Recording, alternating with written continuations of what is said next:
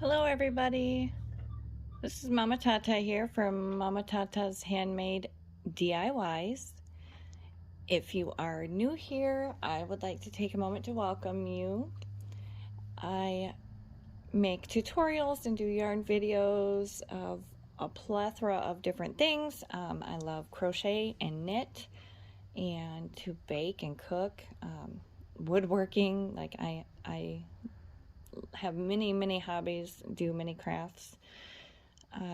If you are returning, I would like to I can't thank you enough for coming back and watching my videos.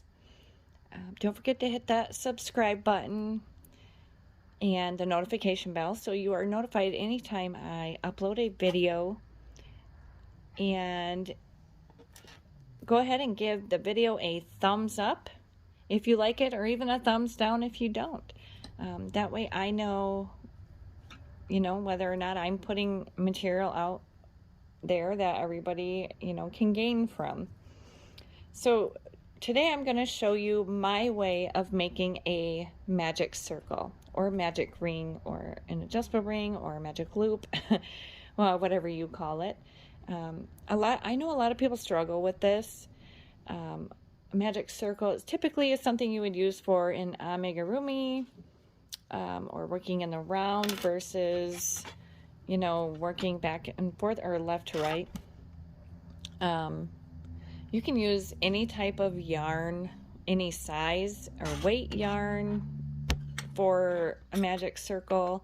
I've got one weight here, a 6. I've got a 3, some cotton and acrylic. I mean, it works for anything.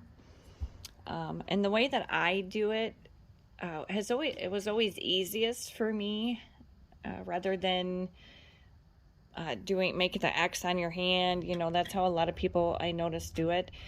There's a couple different ways that I do. So I grew up doing the chain way, like creating a slip knot.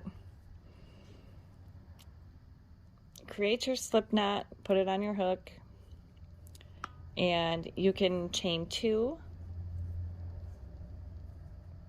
and then you would work in the first chain here, whatever your pattern calls for. Just one moment, sorry about that. Anytime it comes to yarn, my cat is all over it. So there's the chain 2 method. So you would work, all of your, we'll just put some single crochets in here.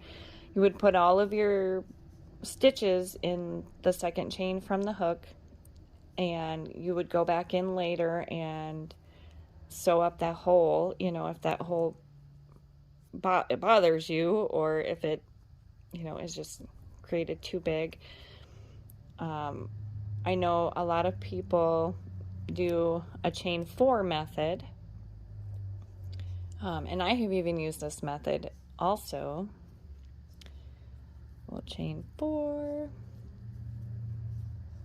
and you go into the very first chain, throw your tail over, and you slip stitch and create a ring, and then you would work all of your stitches in the middle of this ring. And that is also another way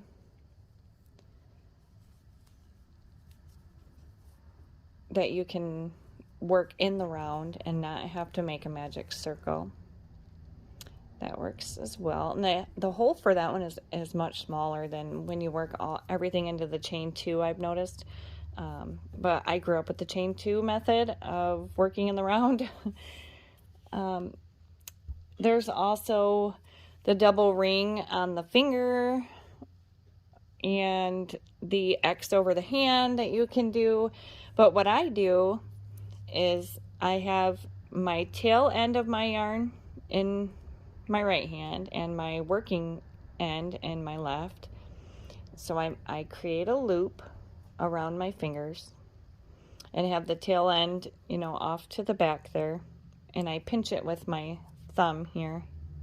So I'm pinching that. So I'll place my hook through the loop on my fingers, and I grab my working yarn and I pull it through. Now I am holding it with my pinky and my ring finger there. So I pull up a loop and then I grab the working yarn again and I create a chain, and that kind of locks it in there. So then you can move your fingers, and then you chain however many you need to. We'll chain 3. And this right here, so this right here is going to be your magic loop, and you can leave your tail end where it's at. And now you want to work however many stitches you need to in this ring, the loop here. So we'll put in some double crochets through 2 again. We'll do a couple double crochets in this ring, and then I'll show you how to close it up. This was it's always been an easier method for me. It was easier for me to teach myself to do it this way than it is to try the X on your hand or the 3 loops around your finger. And then when you're done putting your stitches in there, you just pull the tail end and it closes up the middle of that ring, and you have created a magic loop or a magic ring. So that to me is so much easier than all the other ways of doing it. So I'll show you again. You have your tail end in your right hand, your working yarn in your left, and your tail can be however long you want it or need it to be, and you just pinch the 2 together on your index finger with your thumb.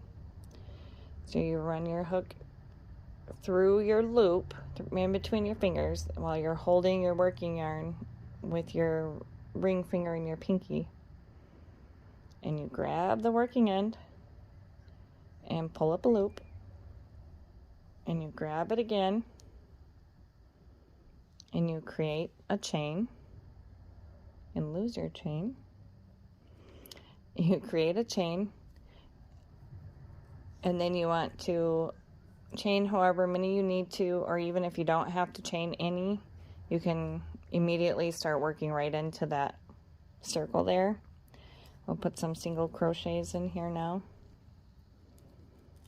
You just want to make sure that you are holding the yarn, as you're working. Hold it down so that way your loop doesn't go all wonky. And then as soon as you have however many stitches you need inside that loop, then you just give the tail end a pull and it closes it right up. So there you have it, an easy way to make a magic ring, magic circle, magic loop, or adjustable ring. Let me know down below if this was an easier way for you, if it works for you. I really hope it does. I hope a lot of people can benefit from that, or maybe even just use that as a starting point to being able to understand what other people were teaching. I hope you can use it to make your own amigurumis or anything, share your projects with me on my Facebook page.